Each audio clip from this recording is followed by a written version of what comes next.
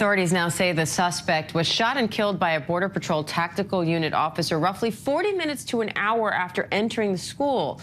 And that timeline is now raising new questions. So let's bring in senior investigative reporter Aaron Kaczorski, along with ABC's Kenneth Moten in Washington and former NYPD detective Mark Claxton for more on this. Aaron, there was security at this school, a fast response by law enforcement. We know the shooter actually wasn't wearing a bulletproof vest, just sort of a tactical vest, so he didn't have that kind of protection.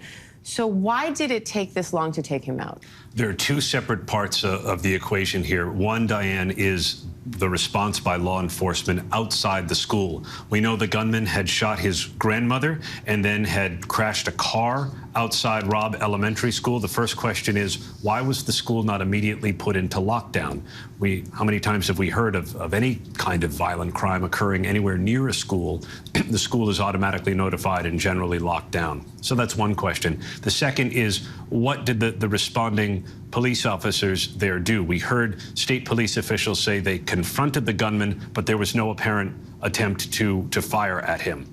He was able to make it inside the school, and that's now a separate piece of the investigation. They're going frame by frame, any video they can find to see the gunman's movements and to see the response of the law enforcement officers. It seems that some of them did try to go in, but he fired upon them and tried to repel them from making entry into that classroom.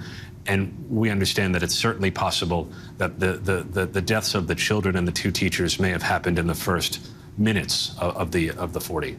So, Mark, when you look at how police officers are trained to handle scenarios like this, and you look at a school like this that had this level of security, what's your take on the response and the fact that this shooter was able to make it into the building at all? Well, it's important to note that different jurisdictions have different expectations of their police responding to these type of incidents involving mass shootings in schools in particular. There are jurisdictions that have an expectation that the police should hold to a certain point. More jurisdictions are switching to the point where they are looking to engage the shooter, to draw fire, to kind of mitigate any damages, and to take on a more offensive position. The questions surrounding what occurred in this particular incident about whether or not the police responded in a timely fashion, and that's yet to be determined. And a lot of that is based on the actual operational tactics at that particular time. There's no one-size-fits-all response for police and when responding to these type of incidents and shootings. And you really have to gauge it according to the circumstances and the factors that are present at the time in which you are operationalized. Now, Kenneth, Democrats are scrambling to try to enact gun control measures like universal background checks, which do have broad public support, but they still appear to have an uphill battle once again when it comes to Capitol Hill. So what is the latest on that legislative initiative and trying to find something that can get passed?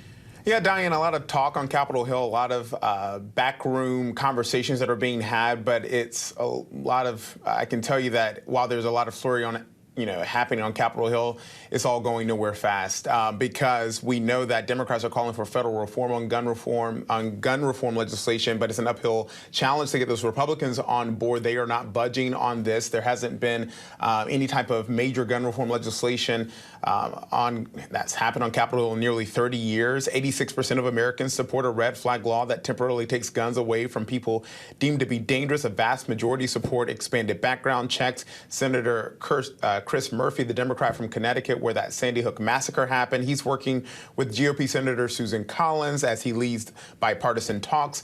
Sources say Leader Chuck Schumer has given Murphy roughly a week and a half to see if anything will come from this, what's possible. But our sources also say that what's possible is possibly nothing. And Mark, officials say that many of the hallmark red flags of an attacker like this were there, including threats of violence, online stalking, alleged animal abuse. So what do? How can law enforcement better identify these kinds of warning signs to try to prevent an attack like this before it happens?